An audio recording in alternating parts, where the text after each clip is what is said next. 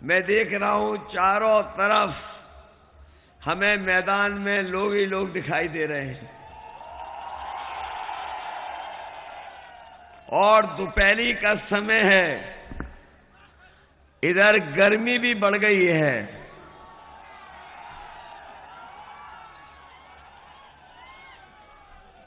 लेकिन मुझे पता है फाजिल नगर और इस विधानसभा के लोग इस बार किसी की गर्मी निकाल देंगे।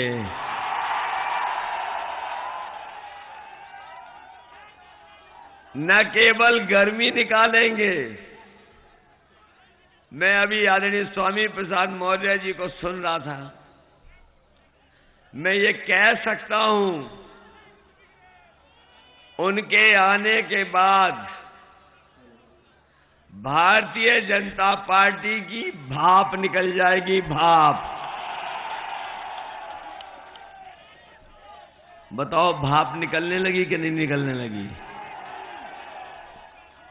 हमारा सौभाग्य है कि आज भीमराव यशवंतराव अम्बेडकर जी हमारे और आपके लिए और आदरणीय स्वामी प्रसाद मौर्य जी के समर्थन और सहयोग के लिए बंबई से चल करके आए हैं।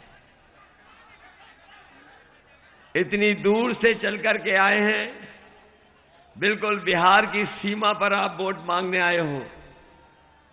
मैं यहां पहले भी एक बार वोट मांग के चला गया था। उस समय भी साइकिल के लिए वोट मांग करके गया था। जब महाराष्ट्र से चल करके आए हैं, बाबा साहब भीमराव अम्बेडकर जी के पोते, तो बताओ यहां से ऐतिहासिक वोटों से जिताओगे कि नहीं जिताओगे? हमारे बाबा जी घबराए हुए हैं। आजकल चेहरे पे 12 बज गए कि नहीं बज गए?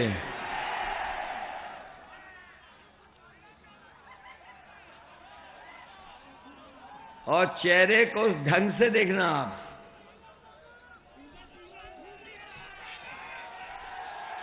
जरा चेहरे को ढंग से देखना। होश उड़ गए होन के होश। और उस दिन का याद नहीं होगा, उस दिन याद नहीं होगा जिस दिन स्वामी प्रसाद मौर्य जी हम लोगों के साथ आ गए। मैं तो इंतजार कर रहा था 2011 से। बहुत से लोग नहीं जानते होंगे, लेकिन मेरा इंतजार 2011 के से था। और अगर 11 में ही ना आए कोई बात नहीं, लेकिन जब बहुजन समाज पार्टी को छोड़ा था इन्होंने, अगर उस समय आ गए होते तो हमें इतने 5 साल बुरे दिन नहीं देखने पड़ते।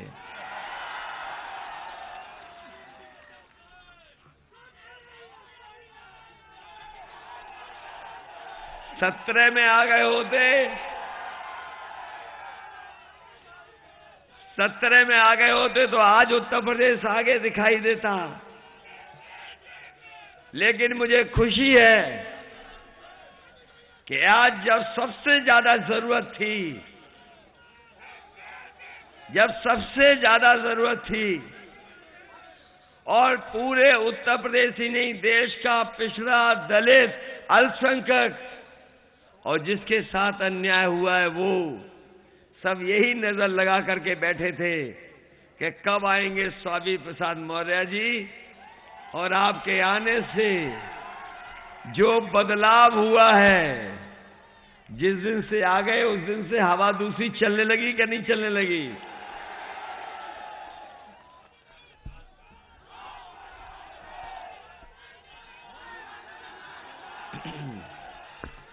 वैसे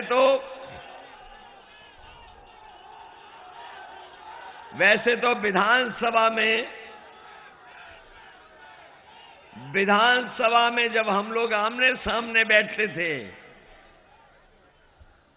जब विधानसभा में हम लोग आमने सामने बैठते थे, अगर विपक्ष की कोई बात रखता था दमदारी से, तो यही आपके प्रत्याशी, आपके नेता दमदारी से रखते थे। हमें जवाब देना पड़ता था और हम लोग सदन में जवाब देते थे। पहले आमने सामने बैठते थे, अब हम लोग पास पास बैठेंगे और सरकार चलाएंगे।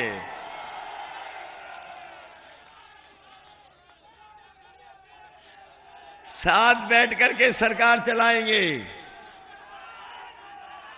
ना भेदभाव होगा, ना अन्याय होगा, और जिनको आजादी के बाद हक और सम्मान नहीं मिला, उनको सम्मान दिलाने का काम हम दोनों लोग मिलकर के करेंगे।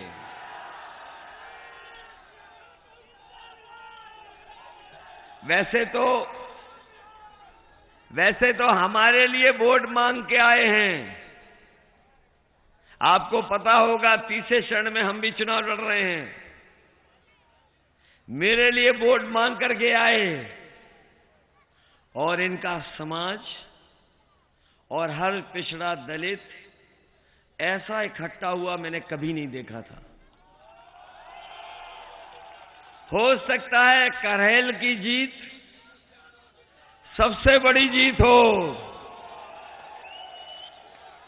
लेकिन मैं सबसे बड़ी जीत से नहीं जीतना चाहता हूं। वो जीते सबसे बड़ी जीत जिसके लिए मैं वोट मांगने आया। बताओ फाजिलनगर के लोगों, जिताओगे कि नहीं जिताओगे?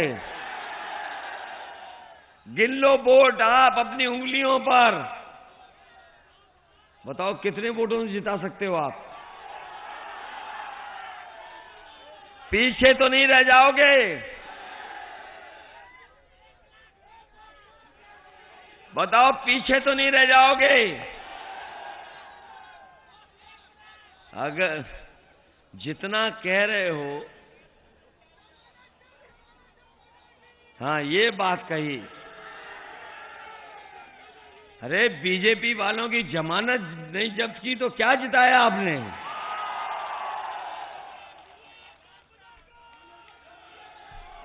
और इनके नेताओं को आपने नहीं देखा कैसे वोट मांग रहे हैं बीजेपी के नेता? एक नेता तो दंडवत हो गया, जनता से माफी मांग रहा है। एक नेता कान पकड़ करके उठक बैठक लगा रहा है। और आपने वो भी देख लिया होगा, एक नेता वोट के चक्कर में तेल मालिश कर रहा है।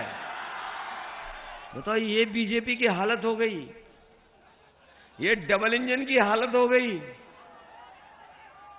ये डबल इंजन की हालत इसलिए हुई है क्योंकि जनता समझ गई है, इसीलिए इनकी झूठ की पटरियों को उखाड़ फेंकने के लिए एक साथ खड़ी हुई है।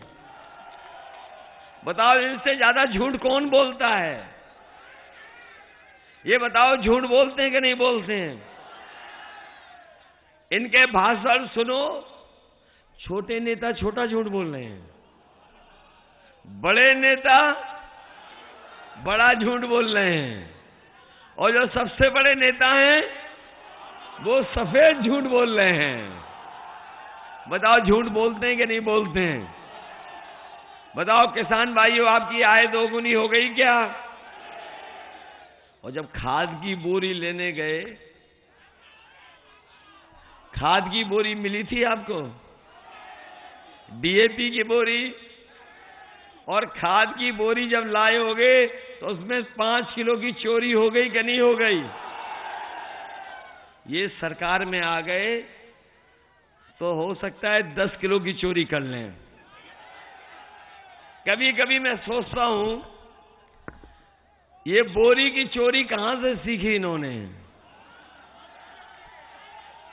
कभी बाजार में जाना और जानकारी करना कि पार्ले जी का बिस्किट पहले कितना बड़ा आता था। जैसे जैसे महंगाई बढ़ी और कंपनी ने कहा उन्हें मुनाफा पूरा करना है, तो वैसे वैसे आपने देखा होगा पार्ले जी का बिस्किट छोटा होता चला गया। बताओ छोटा मिल रहा है कि नहीं मिल रहा है? इसलिए सावधान रहना। ये बीजेपी वाले सरकार में आ गए तो बोरी की चोरी 10 किलो हो जाएगी। ये तो कह रहे थे कि हवाई चप्पल वाला हवाई जहाज में चलेगा। हवाई जहाज बेच दिए कि नहीं बेच दिए? हवाई अड्डे बिक गए कि नहीं बिक गए? पानी के जहाज बेच दिए कि नहीं बेच दिए? बंदरगाह बेच दिया कि नहीं बेच दिया? रेलगाड़ी बेच दी और रेलवे स्टेशन भी बेचने जा रहे हैं। और कुशीनगर में समाजवादियों ने एक बहुत बड़ा अंतर्राष्ट्रीय एयरपोर्ट बनाया। वो अभी बेचा नहीं है। जैसे हम और आप लोग कोई जमीन खरीदनी हो या बेचनी हो या कोई चीज लेनी हो तो बताओ हम लोग देखने जाते हैं कि नहीं जाते हैं? तो अभी बेचा नहीं है, अभी केवल देखने आए थे। ये देख करके गए हैं इसका सौदा करने। इसलिए हो सकता है ये एयरपोर्ट बेच दें। इसलिए साथियों, इधर बाबा जी का भाषण सुना होगा आपने। वो हमें कह रहे हैं कि हम 12 बजे सो के उठते हैं, और जब से उन्होंने 12 बजे कहा सो के उठने का, हमने भी उनके घर पर नजर रख ली है। अब जो लोग गए होंगे हमारे घर, आदरणीय स्वामी प्रसाद मौर्य जी हमारे आए हैं, वो जानते हैं हमारी और उनकी दीवार एक है। आजकल मैं शाम को देखता हूं कुछ धुआं उड़ता नजर आता है।